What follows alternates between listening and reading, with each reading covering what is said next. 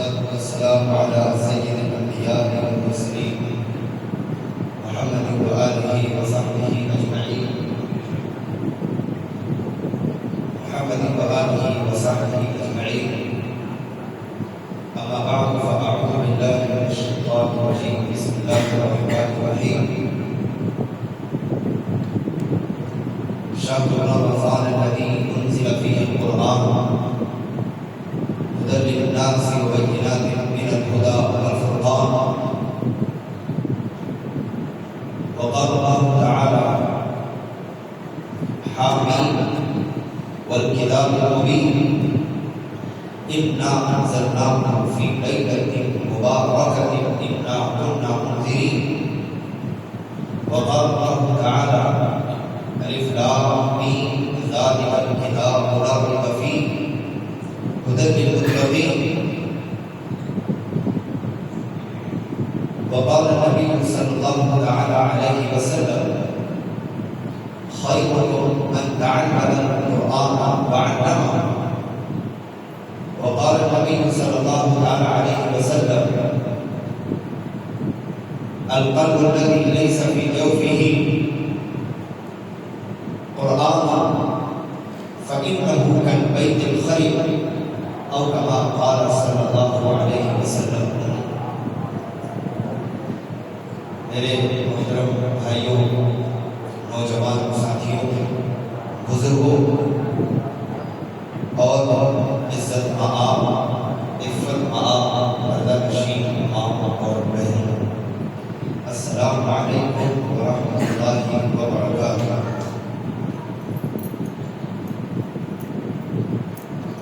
الحمدللہ آج قرآن کریم کی یہاں پر تقریر ہوئی ہے.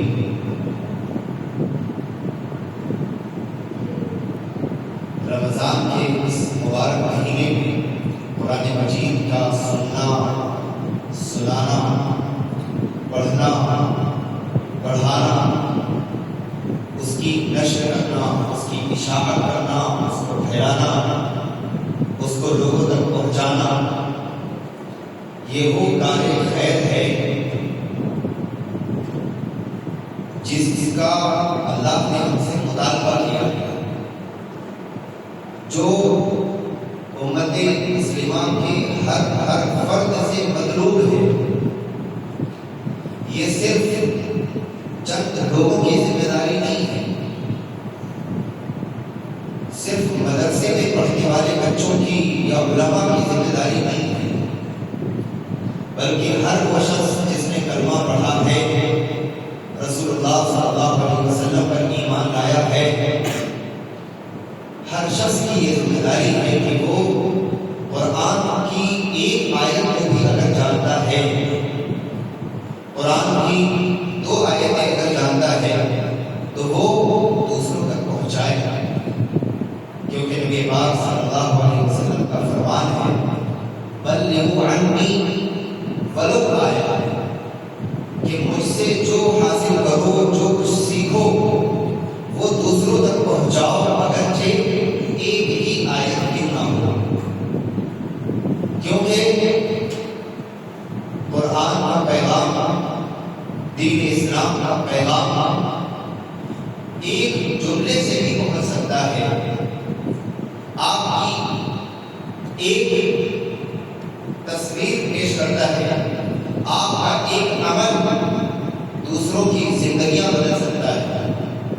آج جو آپ جائزہ لیں اسلام کی تاریخ کا، اگر آپ سرسری جائزہ لیں، سرسری مطالعہ کریں، تو دشمنان اسلام کی طرف سے، مخالفین اسلام کی طرف سے یہ اعتراضات ہمیشہ ہوئے ہیں کہ اسلام تلوار کے زور پر پھیلا ہے، اسلام کو دباؤ بنا کر پھیلا ہے، اسلام کو زبردستی پھیلایا گیا ہے، بچوں پر، بوڑھوں پر، کمزوروں پر اس طریقے سے لوگوں تک یہ پہنچایا گیا ہے، اسلام کے پیغام کو اس طریقے سے پھیلایا گیا ہے.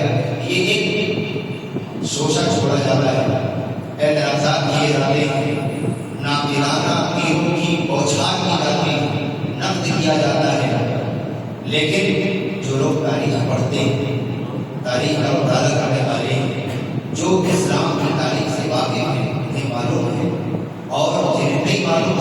چاہیے کہ وہ یہ بات جانے، اہل علم سے معلوم کرے کہ اسلام کیسے پھیلا ہے، اخلاق سے پھیلا ہے، تربیت سے پھیلا ہے، میٹھی باتوں سے پھیلا ہے، کسی کے ایک عمل سے پھیلا ہے۔ مثال کے طور پر آپ ایک صحابی ہیں حضرت طفیل بن عامر دوسی رضی اللہ عنہ، قبیلہ دوس کے سردار ہیں۔ سردار کا مقام کیا ہوتا ہے، ایک حاکم کا مرتبہ کیا ہوتا ہے؟ آپ یہ سمجھیں کہ جب کوئی حاکم ایک طریقہ اختیار کرتا ہے اس کی رعایا اس راستے پر چل پڑتی ہے۔ قبیلہ دوس کے سردار ہیں، مکے تشریف لا رہے ہیں تجارت کی غرض سے۔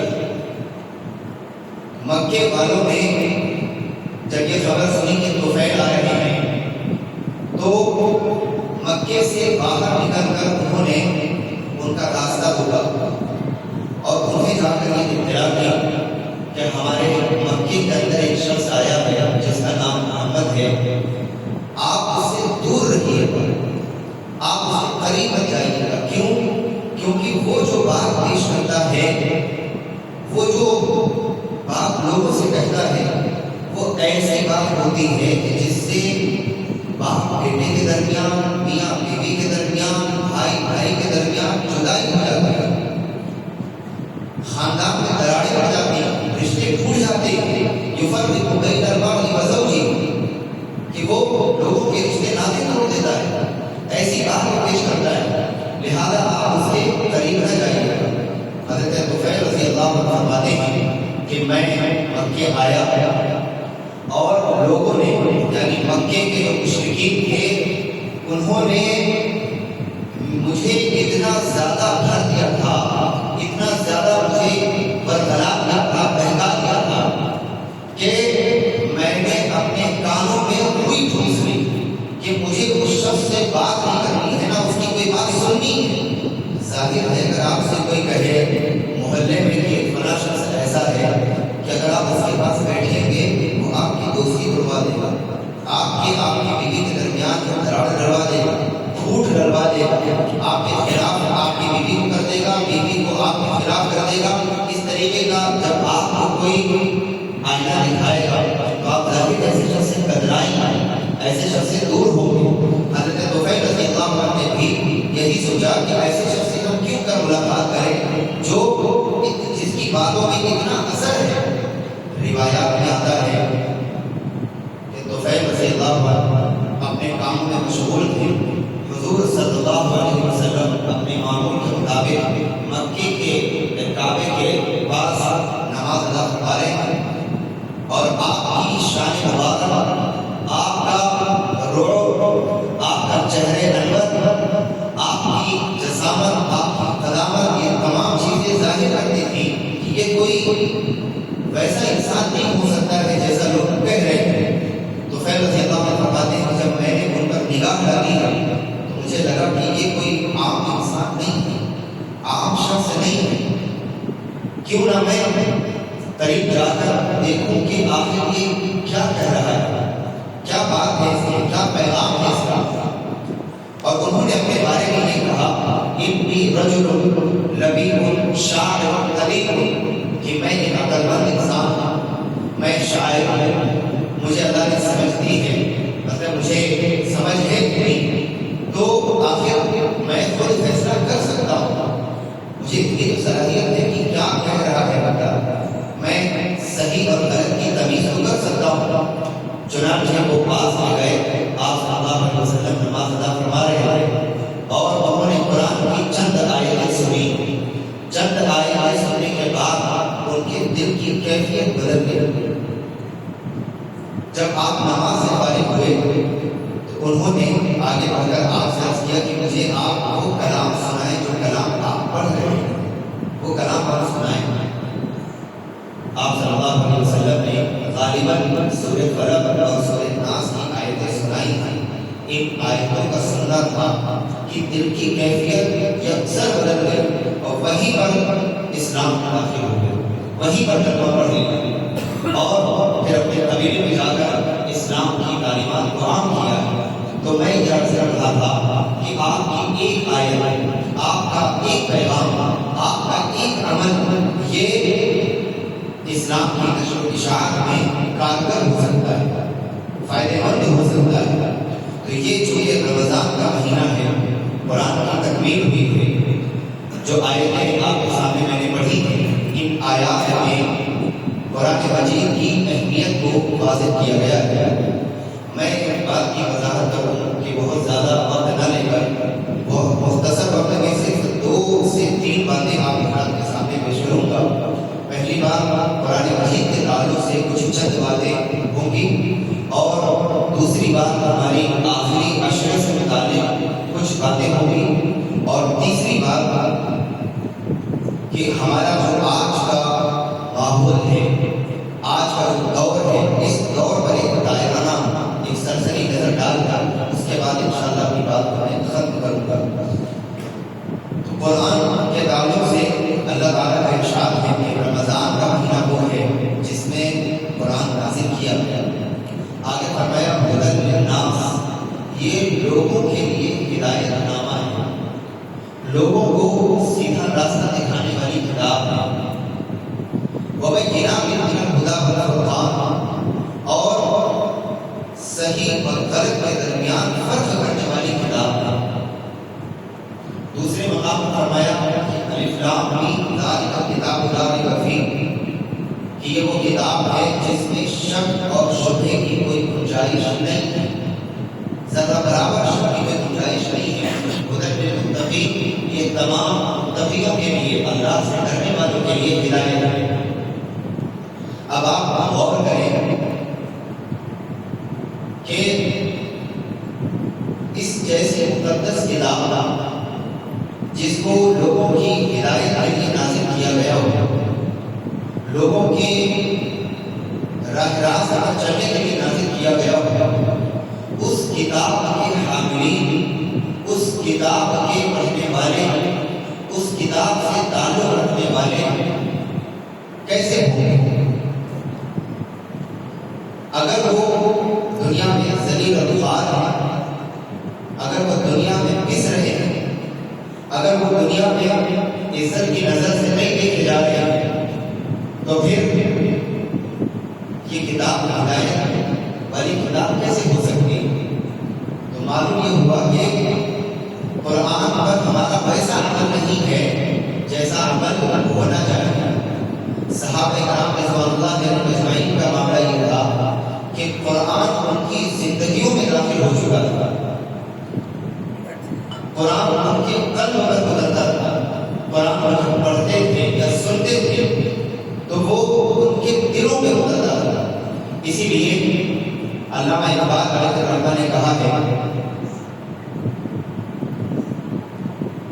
کہ جب تیرے ضمیر پہ جب تک نہ ہو نزول کتاب، تیرے ضمیر پہ جب تک نہ ہو نزول کتاب، کہ رب کو شاہ ہے راضی نہ صاحب کشاف، یعنی جب قرآن ہمارے دلوں پر نہ اترے، ہمارے دلوں کی کیفیت نہ بدلے، تو پھر ہم کتنی بھی اس کی تلاوت کر لیں، کتنا بھی اس کو پڑھ لیں، تو پھر ہماری کیفیت نہیں بدلے، ہمارا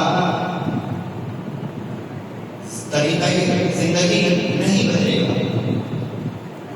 قرآن صحیح اور غلط کے درمیان فرق کرنے والی کتاب ہے، اور زندگیوں کو بدلنے والی کتاب ہے، لیکن اس کے باوجود اگر ہم قرآن کے مطابق زندگی والی نہیں ہے تو پھر ہمیں اس پر غور کرنا چاہیے۔ آج جب رمضان کا مہینہ آتا ہے تو آپ دیکھیں گے کہ ایک الگ سا ماحول ہو جاتا ہے، لوگ مسجدوں کی طرف کشا کشا چلے آتے ہیں، مسجدیں بھر جاتی ہیں، اور لوگوں کے معمولات میں کچھ حد تک تبدیلی آ جاتی ہے، لیکن سوال یہ پیدا ہوتا ہے کہ کیا یہ رمضان کا مہینہ صرف ایک مہینہ ہے جس میں ہم قرآن مجید کو پڑھیں، تلاوت کریں، اور اس کے بعد اس کو تاغوں کی زینت بنا دیں، تاغوں میں سجا دیں، جبکہ قرآن میں اللہ رب العزت کا ارشاد ہے افلا یتدبرون القرآن ام علی قلوب اقفالها، کہ یہ لوگ قرآن میں غور کیوں نہیں کرتے، کیا ان کے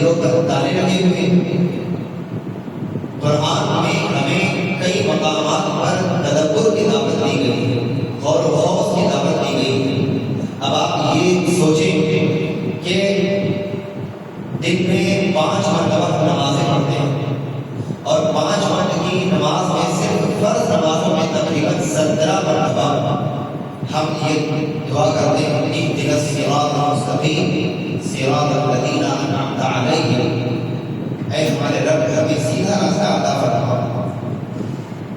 ان لوگوں کا راستہ جن پر تیرا انعام ہوا، ان لوگوں کا راستہ مت دکھا جن پر تیرا غضب نازل ہوا ہے اور جو گمراہ ہے۔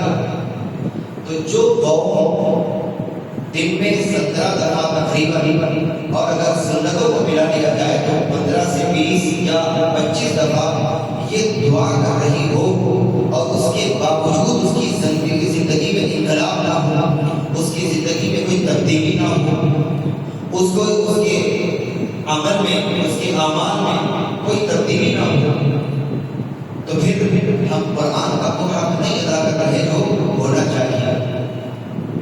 ہمیں تھوڑا وقت ہم نکالیں، لیکن کم از کم ہم قرآن کے مطابق اپنی زندگی ڈھالنے کی کوشش کریں، قرآن کو سنیں، پڑھیں، سمجھنے کی کوشش کریں کہ ہم سے ہمارا رب کیا کہہ رہا ہے، ہم سے ہمارا رب کیا چاہتا ہے۔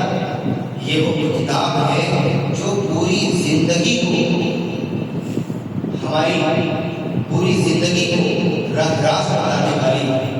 سورہ بنی اسرائیل میں اللہ کا ارشاد ہے ان ھذا القرآن یہدی للتی ہی اقوم، کہ یہ وہ قرآن ہے جو بتاتی ہے صحیح عقیدہ کیا ہے، صحیح دین کیا ہے، صحیح اخلاق کیا ہے، صحیح معاشرہ کیا ہے، صحیح رہن سہن کیا ہے، صحیح عدل کیا ہے، صحیح انصاف کیا ہے، صحیح نظریات کیا ہے، صحیح معاملات کیا ہے، صحیح تمدن کیا ہے، صحیح سیاست کیا ہے۔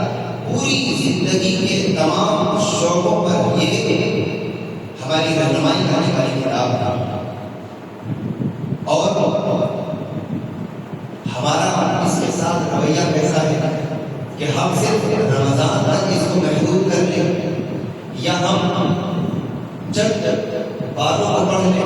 آپ تو ہمارا رمضان کو لکھیں گے یہ بات آتی ہے کہ ہم نے 2 قرآن پڑھ لیے، ہم نے 3 قرآن پڑھ لیے، ہم نے 10 پڑھ لیے، ہم نے 15 پڑھ لیے۔ اچھی چیز، تلاوت کے فوائد، تلاوت کے فضائل یہ احادیث میں بیان ہوئے ہیں۔ مثلاً آپ صلی اللہ علیہ وسلم نے فرمایا کہ تلاوت کے ہر حرف پر، قرآن کے ہر حرف پر اللہ نے 10 نیکیاں رکھی ہیں۔ رمضان کے دن میں اضافہ ہو جاتا ہے۔ اسی طرح حافظ قرآن کے بارے میں کہا گیا کہ اس سے قیامت کے دن کہا جائے گا رتل القرآن مرتقی، قرآن پڑھتا جا، چڑھتا جا۔ اور قرآن مجید کے بارے میں فرمایا گیا کہ جس کے سینے میں ذرا برابر قرآن نہ ہو وہ ایسا ہے جیسے ویران گھر، اجڑا ہوا گھر، اگر تھوڑا سا قرآن موجود نہ ہو۔ تو یہ تلاوت کے فضائل اور اس کی برکات، یہ تمام چیزیں احادیث میں بیان ہیں۔ لیکن تلاوت، صرف تلاوت یا صرف اس کا سن لینا یہ کافی نہیں ہے، بلکہ یہ ہماری زندگیوں کو بدلنے والی کتاب ہے۔ اس قرآن کے کچھ تقاضے ہیں، اگر ان تقاضوں کو پورا نہیں کریں گے تو پھر ہم ان آیتوں کے مصداق نہیں ہوں گے جن آیتوں میں اللہ نے حاملین قرآن کی تعریف کی اور قرآن کے پڑھنے پڑھانے والوں کی جو تعریفات قرآن میں بیان ہوئی ہیں، ہم اس کے مصداق نہیں ہوں گے۔ قرآن مجید میں کئی مقامات پر مومنین کی تعریف کی گئی، رحمان کے بندوں کی تعریف بیان کی گئی۔ تو اگر ہماری زندگی اس کتاب کے مطابق نہیں ہوگی، ان آیتوں کے مطابق نہیں ہوگی، تو پھر ہم آج جو ہمارا حال ہے پھر وہی حال ہمارا ہوتا رہے گا۔ قرآن کریم کے چند تقاضے میں آپ کے سامنے رکھتا ہوں۔ قرآن کریم کا پہلا تقاضا یہ ہے، یا یوں کہتے ہیں کہ اس کا پہلا مطالبہ یہ ہے کہ قرآن کے ذریعے ہم اپنے عقائد پر توجہ دیں۔ اگر قرآن ہم سے اس بات کا مطالبہ کرتا ہے کہ ہم عدل و انصاف کا معاملہ کریں تو ہماری زندگیوں میں انصاف ہو۔ سورہ حجرات کا آپ مطالعہ کریں، اس میں ایک جگہ فرمایا گیا ان طائفتان من المؤمنین اقتتلوا فاصلحوا بینہما، کہ اگر دو گروہ مسلمانوں کے آپس میں لڑ جائیں، آپ غور کریے گا، یہ کہا گیا اگر دو گروہ مسلمانوں کے آپس میں لڑ جائیں، یہ نہیں کہا گیا کہ آپس میں لڑیں، یعنی مسلمانوں کا جو لوگ بھی اللہ کا رسول کا کلمہ پڑھنے والے ہیں، ان کا طریقہ، ان کا شیوا، ان کا شعار یہ نہیں ہے کہ وہ لڑائی کرتے ہیں، وہ لڑائی کرنے والے قوم نہیں ہے۔ اگر مسلمان قوم لڑنے والی بن جائے، اگر مسلمان قوم کی شناخت یہ ہو جائے کہ یہ لڑنے والے ہیں، یہ حسد رکھنے والے لوگ ہیں، کینہ رکھنے والے لوگ ہیں، یہ جھوٹ ڈالنے والے لوگ ہیں، تو پھر یہ حقیقی مسلمان نہیں ہے۔ قرآن میں کہا گیا اگر یہ دو گروہ آپس میں لڑ جائیں، اگر کبھی بائی چانس مسلمان میں لڑائی ہو جائے تو آگے حکم دیا گیا فَأَصْلِحُوا بَيْنَهُمْ، ان کے درمیان صلح کرو، ان کے درمیان صلح کرانے کی کوشش کرو۔ فَإِن بَغَتْ إِحْدَاهُمَا عَلَى الْأُخْرَىٰ فَقَاتِلُوا الَّتِي تَبْغِي حَتَّىٰ تَفِيءَ إِلَىٰ أَمْرِ اللَّهِ، اگر ان میں سے کوئی ایک گروہ نہ ماننے کا تجار اپنی ضد پر کھڑا رہے تو حکم دیا گیا کہ اب آپ ان دونوں کے گروپ میں سے جو تیسرا گروپ ہے جو صلح کرانے آیا ہے، ظاہر ہے کہ دو گروپ آپس میں لڑ رہے ہیں تو وہ آپس میں خود صلح نہیں کریں گے بلکہ تیسرے کو آنا ہوگا، تو تیسرے گروہ کو کہا گیا کہ وہ آ کر صلح کرائیں۔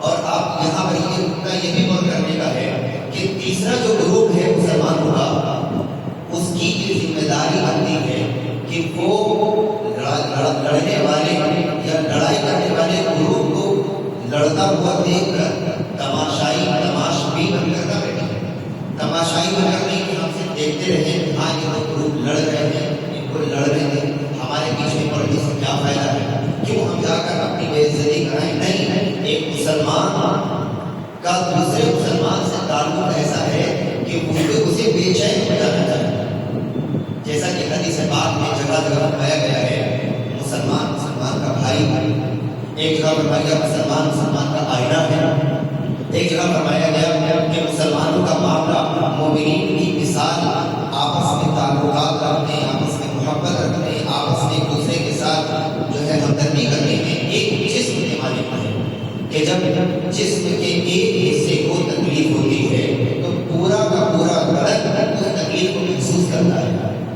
یہ بات حدیث میں کہی گئی، تو جو تیسرا گروپ ہے اس کی ذمہ داری یہ بنتی ہے کہ وہ ان کے درمیان صلح کرائے، اور صلح کرانے میں کہا گیا کہ عدل کا پہلو ملحوظ رکھے۔ فرمایا فَقَاتِلُوا الَّتِي تَبْغِي حَتَّىٰ تَفِيءَ إِلَىٰ أَمْرِ اللَّهِ، کہ اگر یہ دونوں گروہوں میں آپ عدل و انصاف کے ساتھ صلح کرا رہے ہیں تو آپ صلح کرائیں، اگر کوئی گروپ نہیں مانتا ہے تو اس سے قتال کیا جائے۔ تو یہاں پر انصاف کے پہلو کو کہا گیا کہ انصاف کے تقاضے پورے کیے جائیں۔ ان اللہ یحب المفسدین، اللہ انصاف کرنے والوں کو پسند فرماتا ہے۔ تو قرآن اگر ہم سے انصاف کا مطالبہ کر رہا ہے تو ہم انصاف کے تقاضے کو پورا کریں۔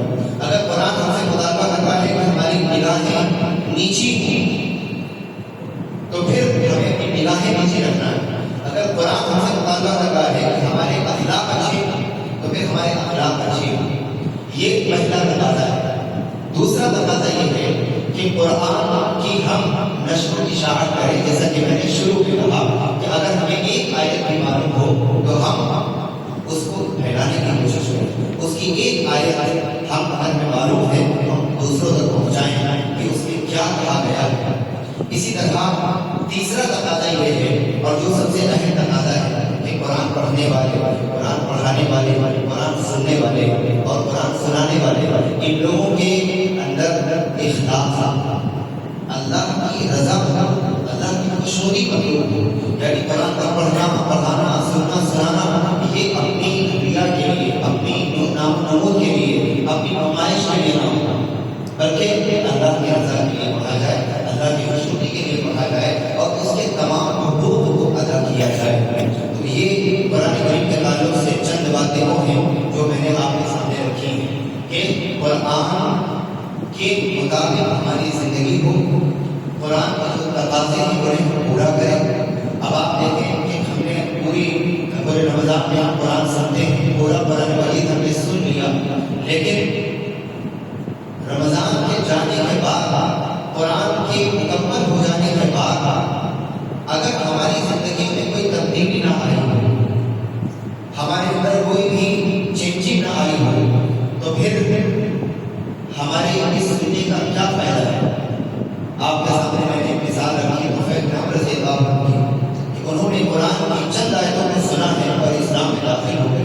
اب آپ سوال یہ کریں گے کہ بھائی وہ صحابہ کا دور تھا, نبی پاک صلی اللہ علیہ وسلم کے دور کے لوگ ہیں, عربی زبان جانتے ہیں, ان کو سمجھ میں آیا, انہوں نے سمجھا اور اس کے مطابق اپنی زندگی کو ڈھال دیا, ہم کیسے سمجھیں گے؟ تو آپ دیکھیں کہ آپ آج کے ڈیجیٹل دور میں قرآن مجید کے تراجم یعنی ترجمے موجود ہیں, قرآن مجید کی تفسیریں موجود ہیں, ایک آیت, دو آیت, ایک سورت, دو سورتیں, کبھی کبھار اپنے معاملات میں ہم یہ چیز لائیں کہ ہم جو کچھ پڑھ رہے ہیں اس کو ہم سمجھنے کی کوشش کریں. ہم روزانہ سورہ فاتحہ پڑھتے ہیں, ہم اللہ سے کیا کہہ رہے ہیں, اللہ سے کیا مانگ رہے ہیں, یہ اگر ہمیں پتہ نہیں ہے تو پھر ہم اپنے اندر تبدیلی کیسے لائیں گے, ہماری زندگی میں انقلاب کیسے آئے گا؟ شاعر کا کہا ہے وہ معزز کے زمانے میں مسلمان ہو کر, وہ معزز کے زمانے میں مسلمان ہو کر اور ہم خواب ہوئے تاکہ قربان ہو کر. صحابہ کی آپ زندگی دیکھیں, صحابہ کے دور میں بھی 24 ہی گھنٹے تھے, یہی دن رات ان کے دور میں بھی تھے, ان کے بھی بیوی بچے تھے, ان کے بھی کاروبار تھے, ہم سے کہیں زیادہ ان کی زندگیاں مصروف تھیں, ہم سے کہیں زیادہ ان کے لیے محنتیں تھیں, کھیتی, تجارت, کاروبار, ایک مال کو لانے کے لیے انہیں کتنے میل, کتنے کلو میٹر, کتنے دن میں جانا ہوتا تھا. اس کے باوجود انہیں قرآن نے کیا خطاب دیا؟ رضی اللہ عنہ ورضوا عنہ, اللہ ان سے راضی اور اللہ کو انہوں نے راضی کر دیا. تو کیا ان کے آگے یہ ساری چیزیں نہیں تھیں, ان کے آگے مسائل نہیں تھے, ان کے آگے بھی یہ ساری چیزیں تھیں, اس کے باوجود اللہ نے انہیں رضا مندی کا اور ان سے راضی ہونے کا پروانہ دنیا میں اللہ نے ہمیں عطا کیا. قرآن مجید میں ان کے بارے میں یہ تعریف فرمائی. اب آپ چند باتیں دیکھیں کہ قرآن کو کیسا انسان مطلوب ہے, قرآن کو کیسے بندے مطلوب ہیں. میں مختصر صرف اشاروں میں آپ کے سامنے چند آیتیں رکھتا ہوں. سورہ فرقان 19ویں پارے میں 18ویں پارے سے شروع ہو کر 19ویں پارے میں مکمل ہوگی. سورہ فرقان میں اللہ نے ایک جگہ چند بندوں کا ذکر کیا ہے اور کہا ہے کہ یہ رحمان کے بندے ہیں, اور جگہوں پر تو یہ کہا ہے کہ اے میرے بندو, کئی جگہوں پر فرمایا یا عبادی الذین آمنوا ان ارضی واسعہ قل یا عبادی الذین اسرفوا علی انفسہم لا تقنطوا من رحمۃ اللہ. یہ کئی جگہوں پر آپ اللہ نے فرمایا ہے کہ میرے بندو, لیکن اس مقام پر کہا رحمان کے بندے وہ ہیں. وعباد الرحمن الذین یمشون علی الارض ہونا, رحمان کے بندے وہ ہیں جو زمین پر تواضع کے ساتھ چلتے ہیں, انکساری کے ساتھ چلتے ہیں, عاجزی کے ساتھ چلتے ہیں. اب آپ غور کریں, اللہ نے انہیں اپنا بندہ قرار دیا ہے کہ جن کے اندر یہ صفات موجود ہوں وہ رحمان کے بندے. حالانکہ بندے سارے کے سارے اللہ کے ہیں اور اللہ اپنے بندوں سے شہرت سے زیادہ قریب ہے. اللہ کو اپنے بندوں سے اتنا پیار ہے کہ فرمایا 70 ماؤں سے زیادہ بندوں کو چاہتا ہے. لیکن اللہ نے قرآن میں کن بندوں کی تعریف فرمائی ہے؟ فرمایا وہ بندے جو زمین پر ایٹیٹیوڈ کے ساتھ نہیں چلتے, کوئی ایٹیٹیوڈ کے اندر نہیں ہوتا, تواضع ہوتی. اور آگے فرمایا کہ جب کسی جاہل سے وہ مخاطب ہوتے ہیں, کوئی جاہل ان سے بھڑتا ہے تو وہ اس سے بحث نہیں کرتے بلکہ سلام کر کے گزرتے ہوئے چلے جاتے ہیں, اس سے بھڑتے نہیں, اس سے بحث نہیں کرتے. اور فرمایا کہ یہ وہ بندے ہیں جن کی راتیں قیام کی حالت میں گزرتی ہیں, یبیتون لربہم سجدا و قیاما, رب کے سامنے راتوں کی سجدہ ریز ہوتے ہیں، قیام میں حالت میں کھڑے ہوتے ہیں، اللہ کے آگے گڑگڑا کر دعائیں کرتے ہیں، اور فرمایا کہ ان کی دعاؤں میں یہ ہوتا ہے کہ اے ہمارے پروردگار جہنم کے عذاب کو ہم سے دور فرما، جہنم کے عذاب سے پناہ مانگتے، اور صفات بیان فرمائی کہ اللہ کے علاوہ کسی اور کو نہیں پکارتے۔ اللہ کے علاوہ پکارنے کا جب ہم کی جو بات آتی ہے تو عام طور پر ہمارے ذہن میں یہی آتا ہے کہ اللہ کو چھوڑ کر ہم کسی بت کے سامنے سر جھکائیں، اللہ کے علاوہ ہم کہیں کسی اور جگہ پر سر جھکائیں، نہیں۔ اگر آپ اللہ کے قوانین، اللہ کے نظام میں بھی اگر آپ سنتشٹ نہیں ہیں، اگر آپ مطمئن نہیں ہیں، تو یہ بھی گویا اللہ کو چھوڑ کر آپ دوسروں کی طرف جا رہے ہیں، یہ بھی ایک اہم نقطہ ہے۔ تو فرمایا کہ جو اللہ کے علاوہ دوسروں کو پکارتے ہیں یہ ان بندوں کی شان نہیں ہے جن بندوں کی تعریف قرآن میں فرمائی ہے۔ تو اللہ کو ایسے بندے مطلوب ہیں جن کے اندر یہ صفات موجود ہیں، جن کی زندگیاں قرآن کے مطابق ہیں۔ رمضان کا جو مہینہ ہے، یہ مہینہ ہمیں ہماری زندگیوں میں تبدیلی کے لیے ایک ٹرننگ پوائنٹ ہوتا ہے۔ آج آپ دیکھیں کہ بہت سارے ایسے لوگ ہیں جو ہم موجود ہیں، پچھلے رمضان میں بہت سے ایسے لوگ تھے جو تھے ابھی موجود نہیں ہیں۔ کوئی بحث نہیں ہے کہ آئندہ سال رمضان میں ہم ہوں یا نہ ہوں، کیونکہ رمضان کا جو مہینہ ہے یہ ایک ہمیں ماحول بھی دیتا ہے اور ہماری زندگیوں میں تبدیلی کا ایک سبب بھی ہوتا ہے۔ اب ہم آتے ہیں دوسرے مہینوں کی طرف جس میں آخری عشرے کے تعلق سے چند باتیں کہی گئی۔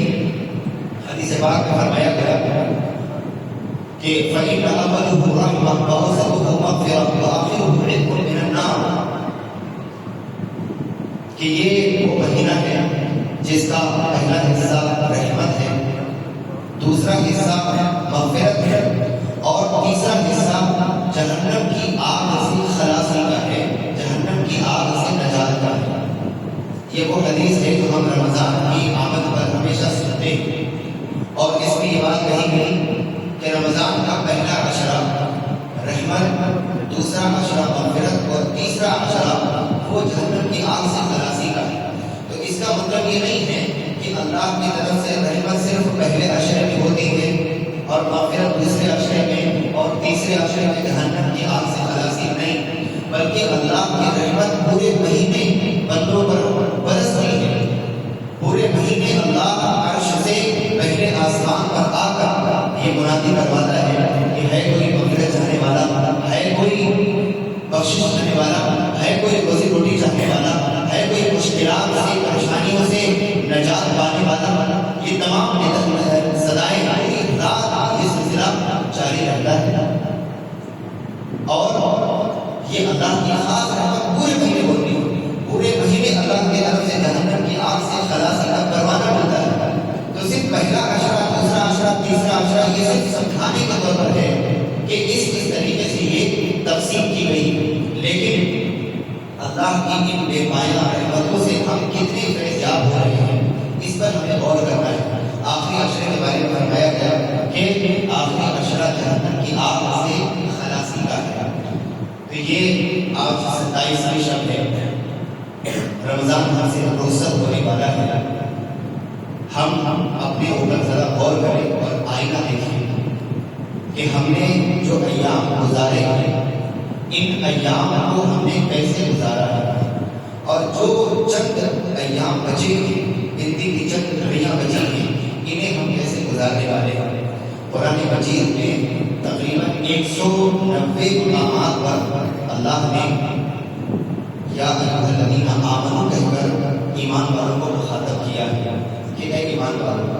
اس میں سب سے آخر میں جہاں پر فرمایا گیا ہے یا ایھا الذین آمنوا، سورہ تحریم 28 کے بارے میں فرمایا اے ایمان والوں، اور وہاں پر فرمایا توبوا الی اللہ توبۃ نصوحا، کہ اللہ کی طرف پلٹو، اللہ سے توبہ کرو، اللہ سے مانگو، اپنی مغفرت مانگو، اپنی بخشش مانگو، کیونکہ اللہ کو ایسے بندے پسند ہیں جو اللہ سے بخشش کے طلبگار ہیں، اللہ سے مغفرت کے طلبگار ہیں۔ ہمارے اسلاف کی اگر آپ زندگی پڑھیں صحابہ کی 6 مہینے رمضان کے گزر جانے کے بعد 6 مہینے تک اپنے اعمال کی قبولیت کے لیے دعائیں کرتے تھے کہ اللہ ہمارے اعمال قبول فرما، اور 6 مہینے رمضان کی آمد کے لیے دعا کرتے تھے کہ اللہ مجھے رمضان کا مہینہ عطا فرما۔ یہ ہمارے اسلاف کے بڑے زیادہ ہے، انہیں اپنی آخرت کی اتنی زیادہ فکر تھی، وہ آخرت والے لوگ تھے۔ ہم دنیا کی زندگی میں اتنے مست ہو چکے کہ ہمیں جب رمضان کا مہینہ آتا ہے تو 2 کیٹیگریز ہمارے سامنے آتی ہیں، یعنی مسلمان 2 گروپ میں ہمیں نظر آتے ہیں۔ ایک وہ گروپ ہے کہ جب رمضان کا مہینہ آتا ہے تو ان کی زندگیوں میں، ان کے معمولات میں کوئی بڑی تبدیلی نہیں آتی، جیسے ان کی زندگی پہلے چل رہی تھی ویسے ہی چلتی رہتی ہے۔ ان کا سونا، ان کا جاگنا، ان کا دکان کھولنا، ان کا مارکیٹ جانا، بازار جانا، سب کچھ ویسے ہی ہوتا ہے۔ رمضان کے آ جانے پر ان کے معمولات میں کوئی بہت زیادہ تبدیلی نہیں آتی۔ ایک گروپ ہمارے سامنے یہ آتا ہے، اور ایک گروپ وہ آتا ہے کہ جو رمضان کے ان لمحات کو قیمتی سمجھ کر اور اس کی قدردانی کر کے اپنے معمولات میں تبدیلی لاتے ہیں۔ تو 2 کیٹیگریز میں اب ہم غور کریں کہ ہم رمضان میں اپنے معمولات میں کتنی تبدیلی لاتے ہیں، اپنی زندگیوں میں ہم کتنی تبدیلی لے کر آتے ہیں۔ جیسا کہ میں نے شروع میں کہا کہ رمضان یا یوں کہہ لیجیے کہ یہ چند لمحات آپ کی زندگیوں کو بھی بدل سکتے ہیں اور آپ کی زندگی کو ویسے کا ویسا ہی رہنے دے سکتے ہیں، بشرطے کہ آپ اس پر غور کریں، اس کو سمجھیں اور اس کے مطابق زندگی گزارنے کی کوشش کریں۔ ہمارے اسلاف کے بارے میں ملتا ہے کہ انہیں اپنی آخرت کی اتنی فکر رہتی تھی کہ اللہ کے حضور روزانہ راتوں میں گڑ گڑایا کرتے تھے۔ امام ابن قدامہ رحمۃ اللہ علیہ نے اپنی کتاب التوابین میں چند واقعات کی طرف اشارہ کیا ہے۔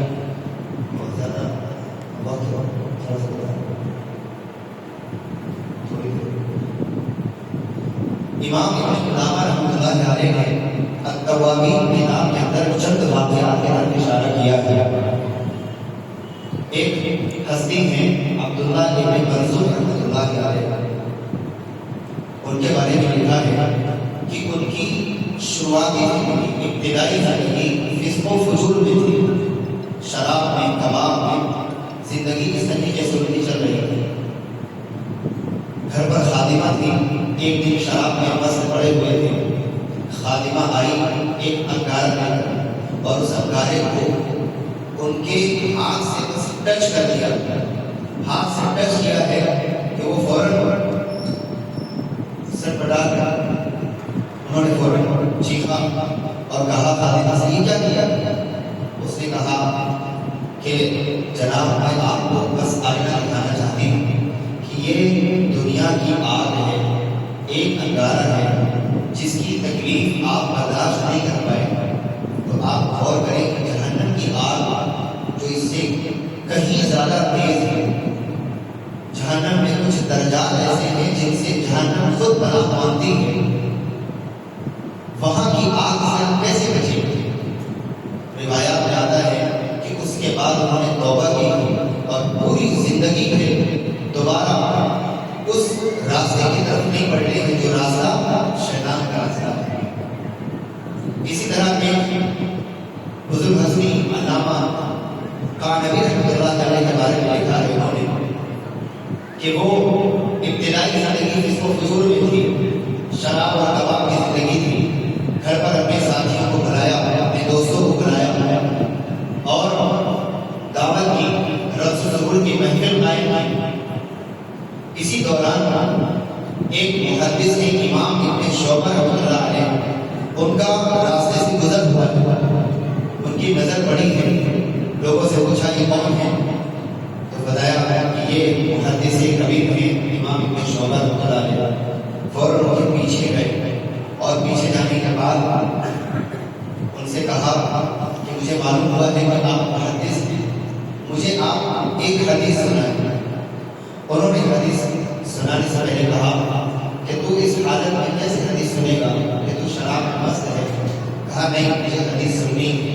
انہوں نے حدیث رسول صلی اللہ علیہ وسلم سنائی، فرمایا اذا لم تستحی فاصنع ما شئت، کہ جب تمہارے اندر شرم و حیا ختم ہو جائے تو تم جو چاہے، یعنی جب شرم و حیا نہیں رہے گی تو انسان جو چاہے گا۔ یہ حدیث انہوں نے سنائی، اس حدیث کا سننا تھا کہ زندگی بدل گئی اور پوری زندگی اللہ کی عبادت و ریاضت میں لگائی۔ علامہ بشر حافظ رحمۃ اللہ علیہ کا واقعہ بھی اسی کتاب میں انہوں نے لکھا ہے کہ ابتدائی زندگی جس کو حضور میں اپنے گھر پر ہے، خاتمہ گھر میں موجود ہے کہ باہر سے دستک ہوئی ہے دروازے پر اور خاتمہ نے دروازہ کھولا تو باہر سے دیکھا کہ کوئی بزرگ کھڑے ہیں۔ انہوں نے پوچھا صاحب هذه الدار حر ام عبد، کہ اس گھر کا مالک آزاد ہے یا غلام؟ تو اس نے کہا آزاد ہے۔ خادمہ نے کہا آزاد ہے۔ انہوں نے کہا یقیناً میری بات صحیح ہے کہ وہ آزاد ہے، اگر وہ غلام ہوتا تو اللہ کی عبادت میں مشغول ہوتا، اتنی آزادی کے ساتھ خواہش نفس کے مطابق زندگی نہ گزار رہا ہوتا، اتنی منمانی نہ کر رہا ہوتا، یہ اس کو فضول میں نہ مبتلا ہوتا، شیطان کے راستے پر نہ چل رہا ہوتا۔ اتنی بات انہوں نے کہی اور وہ آگے آگے گئے تو وہ چونکہ شراب میں مست تھے لیکن کانوں میں یہ آواز بڑھ گئی۔ خاتمہ سے پوچھا کون ہے؟ کہا کہ کوئی بزرگ ہے۔ فوراً دروازے سے نکلے اور جا کر ان کے پیچھے گئے اور کہا کہ آپ نے کیا بات کہی تھی؟ ہاں میں نے یہ بات دہرائی تھی کہ گھر کا جو مالک ہے وہ اگر غلام ہوتا تو اپنی زندگی اللہ کی عبادت میں گزارتا۔ تاریخ میں موجود ہے کہ وہاں سے ارادہ کیا ہے اور پھر مدینہ پہنچے اور مدینہ پہنچنے کے بعد امام مالک رحمۃ اللہ علیہ اس دوران وہاں پر درس حدیث اور درس قرآن دیا کرتے تھے، وہاں جا کر اپنی زندگی کو لگایا ہے اور پھر پوری زندگی اللہ کی عبادت میں گزاری۔ تو یہ ایسے لوگ تھے کہ جن کو آخرت کا تصور، آخرت کے بارے میں معلوم ہو گیا تو پھر اپنی زندگیوں کو آخرت کے مطابق ڈھال۔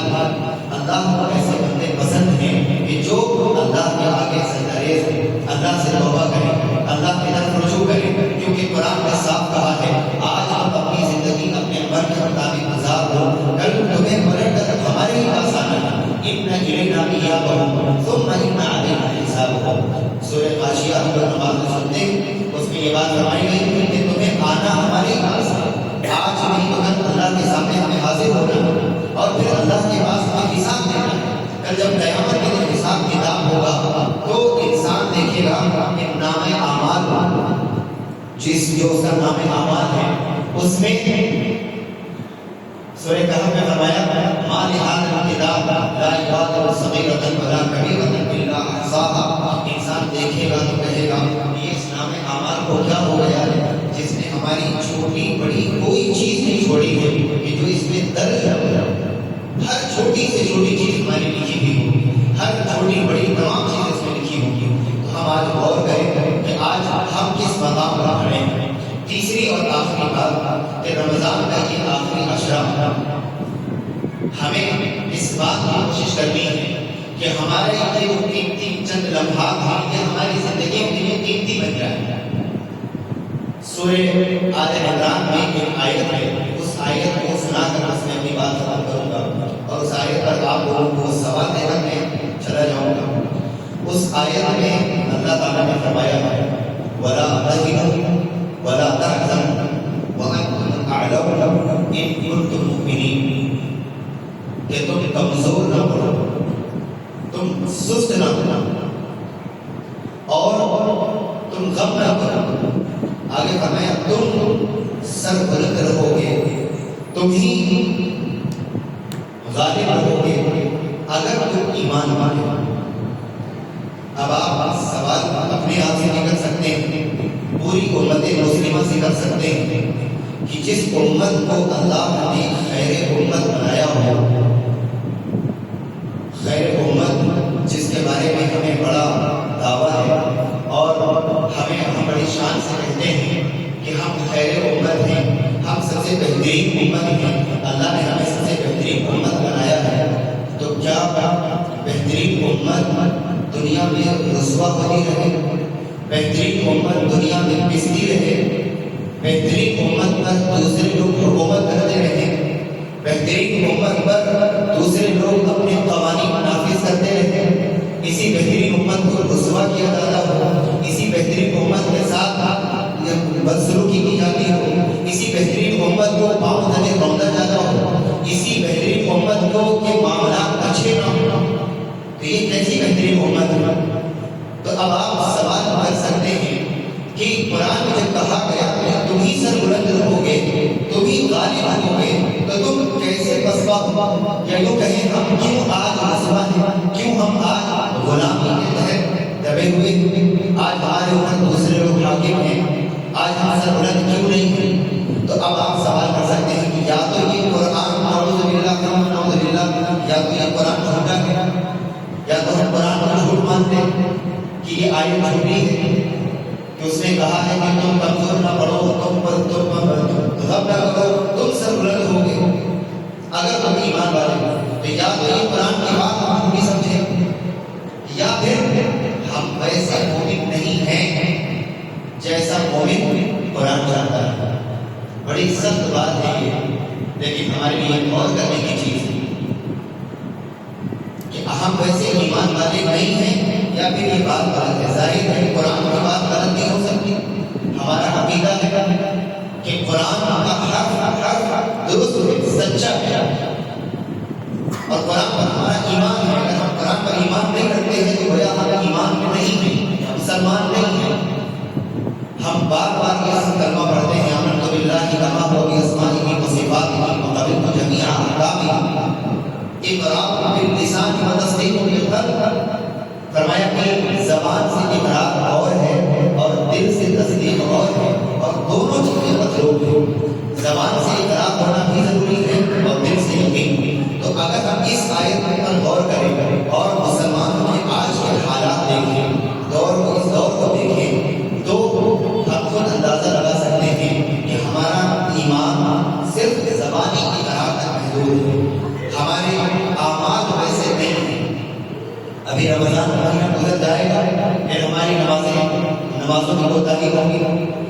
رمضان کے علاوہ کی بات اور ہے، خود رمضان میں ہم غور کریں کہ ہماری نمازیں کا جماعت کے ساتھ ہوتی ہے، کیا ہماری تراویح مکمل ہوتی ہے؟ عام طور پر ہمارے معاشرے میں یہ ہے کہ چند دنوں میں قرآن سن لینے کے بعد ہم تراویح سے اکثر دور ہو جاتے ہیں، تراویح کی نماز ہم چھوٹ جایا کرتی ہے۔ ہم بازاروں میں، محفلوں میں اور پوری رات وہ ہڑدنگ میں، شور و غل میں گزار دیتے ہیں۔ کیا یہ رمضان کا پیغام ہے؟ کیا یہ ہماری ایمانی زندگی ہے؟ کیا یہ ہماری زندگی اللہ کو مطلوب ہے؟ کیا ہم ایسی بہترین امت ہیں؟ کیا ہم ایسے قیادت کر سکیں گے؟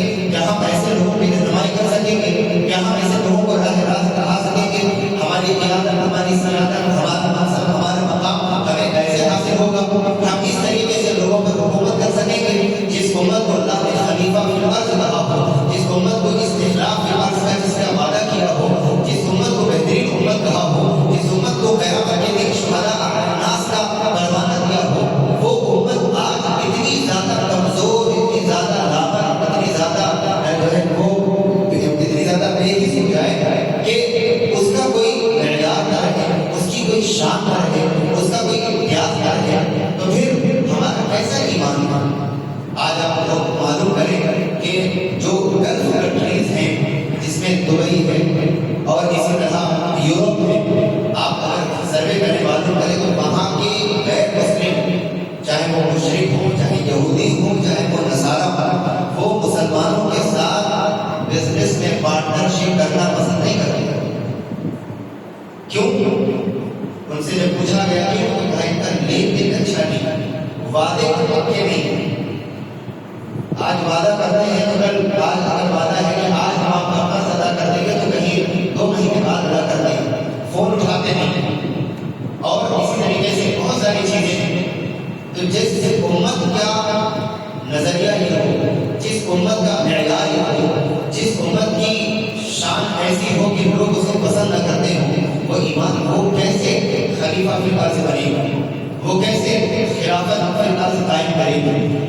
اس امت کو تو دوسروں کے لیے نکالا گیا، فرمایا تو دوسروں کی رہنمائی کرنے والے، اور خود اگر ہمیں رہنمائی کی ضرورت ہو، خود ہمیں راہ راست کرنا ہو، خود ہماری زندگی وہ دوسروں کے نقش قدم پر چل رہی ہو، شیطان کے نقش قدم پر چل رہی ہو، تو پھر ویسا ایمان نہیں۔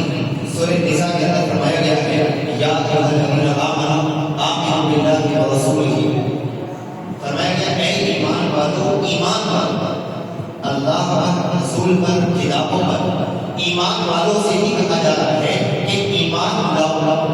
اب آپ سوچیں کہ ایمان والے ہیں اور انہیں سے کہا جا رہا ہے کہ ایمان لاؤ، معلوم یہ ہوا کہ ویسا ایمان ابھی ہم نہیں لائے، جیسا ایمان، جیسا یقین اور جیسا بلیف سسٹم اللہ کا ہونا چاہیے ویسا ایمان ہمارے اندر نہیں ہے۔ سورہ حجرات میں فرمایا قالت الاعراب آمنا، کہ کچھ دیہاتی، کچھ عربی آئے اور انہوں نے اللہ کے رسول سے کہا کہ آمنا، ہم ایمان لے آئے، تو اللہ کے رسول نے فرمایا سے اللہ کی طرف سے آیت نازل ہوئی قل لم تؤمنوا، اے نبی سے کہیے کہ تم ایمان نہیں لائے، ولما يدخل الإيمان ولكن قولوا أسلمنا ولما يدخل الإيمان في قلوبكم، تم یہ کہو کہ ہم نے اسلام قبول کیا ہے، ہمارے اندر ابھی تمہارے اندر ایمان داخل نہیں ہوا ہے۔ تو اگر ویسا ایمان ہمارے اندر نہیں ہے جیسا ایمان اللہ کو مطلوب ہے، جس ایمان والوں کی تعریف قرآن میں بیان کی گئی ہے، جیسی اللہ کو امت مطلوب ہے، اگر ویسا ایمان، ویسا یقین، ویسا درد، ویسی تڑپ ہمارے اندر نہیں ہے، تو پھر ہم آج جو رسوا ہو رہے ہیں، جو آج ہماری ذلت ہو رہی ہے اور جو ہم ذلیل ہو رہے ہیں، تو پھر اس میں قرآن کی یا اسلام کی کوئی غلطی نہیں، ہماری خود کی غلطی ہے۔ ہمیں اللہ نے دو راستے عطا کیے ہیں، وَهَدَيْنَاهُ النَّجْدَيْنِ، ایک سیدھا راستہ اور ایک برائی کا راستہ، اور سیدھے راستے کے لیے اللہ نے ہمارے لیے رہنمائی کے تمام سامان مہیا کیے ہیں۔ اللہ نے رسول بھیجے، کتابیں نازل کی، صحیفے نازل کیے، علماء پیدا کیے اور محدثین پیدا کیے، یہ تمام چیزیں ہمیں مل رہی ہیں، اس کے باوجود اگر ہم غلط راستے کو چن رہے ہیں، تو پھر اگر ہم ذلیل ہو رہے ہیں، رسوا ہو رہے ہیں، تو پھر ہم اپنے ذمہ دار خود ہیں۔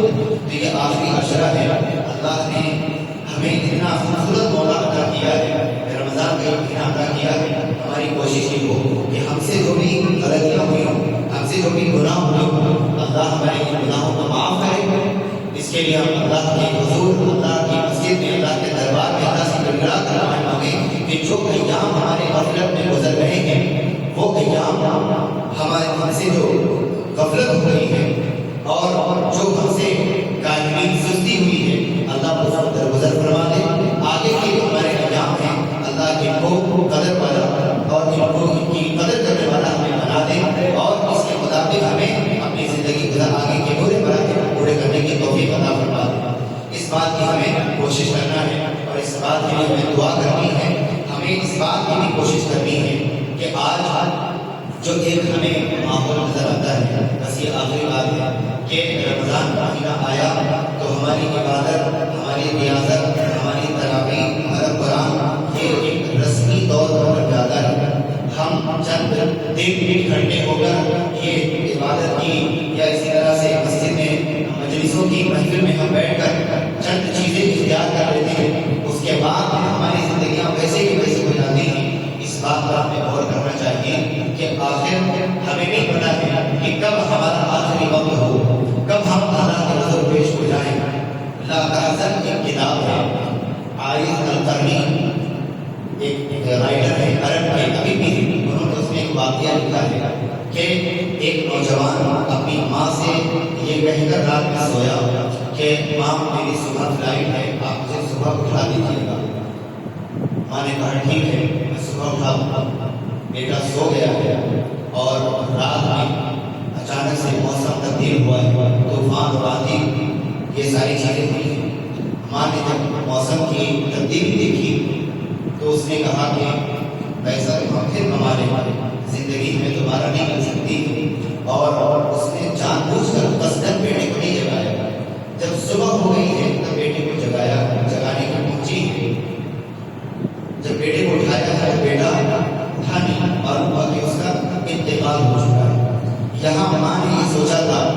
موسم کی تبدیلی سے کہیں کوئی حادثہ پیش نہ آ جائے اور یہاں اللہ نے اس کو وہیں اٹھا لیا.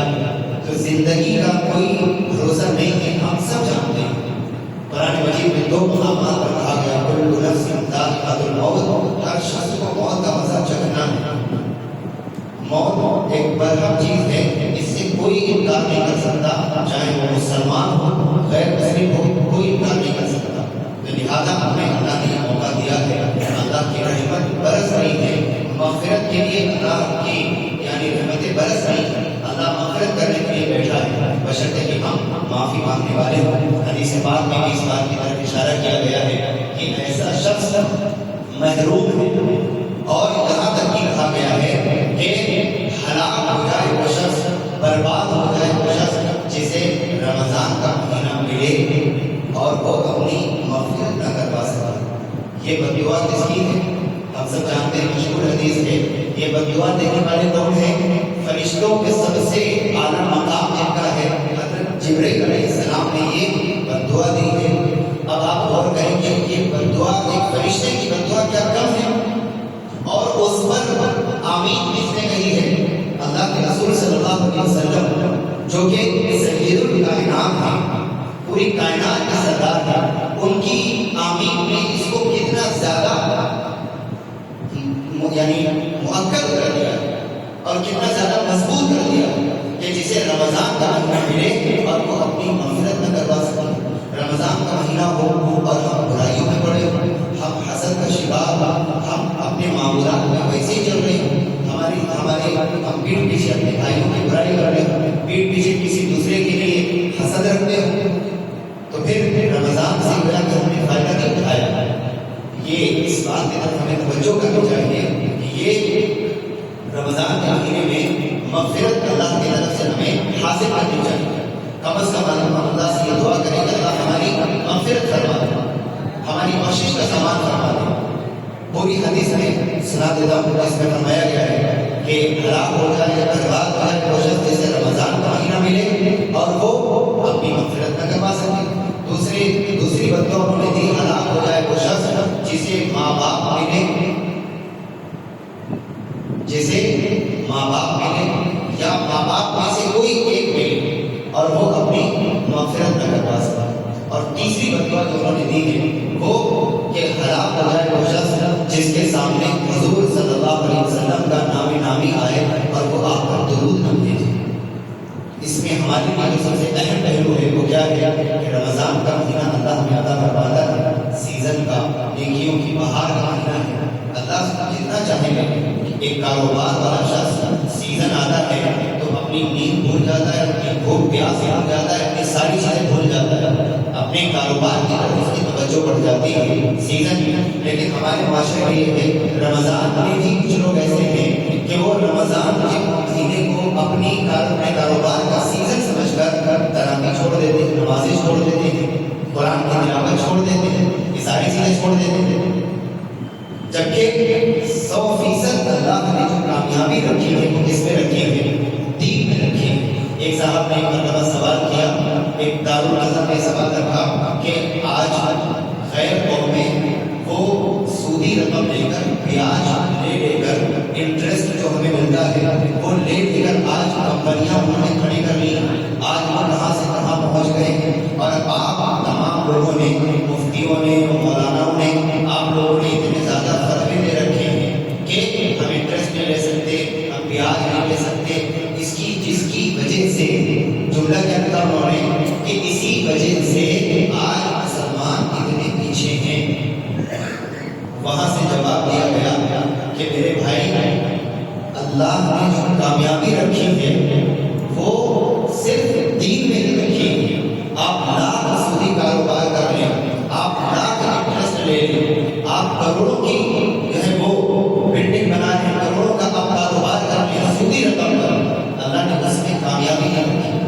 کامیابی 100% اللہ نے دین میں رکھی. لہذا آپ جب دین کی طرف آئیں گے تبھی آپ کامیاب ہو پائیں گے. آج اگر ہم کامیاب نہیں ہیں تو ہم نے دین کو ویسے اختیار نہیں کیا ہے. جیسا کہ میں نے شروع میں کہا کہ قرآن کا جو مطالبہ ہے وہ کیا ہے کہ ہم قرآن کے مطابق اپنی زندگی لائیں، اسلام کے مطابق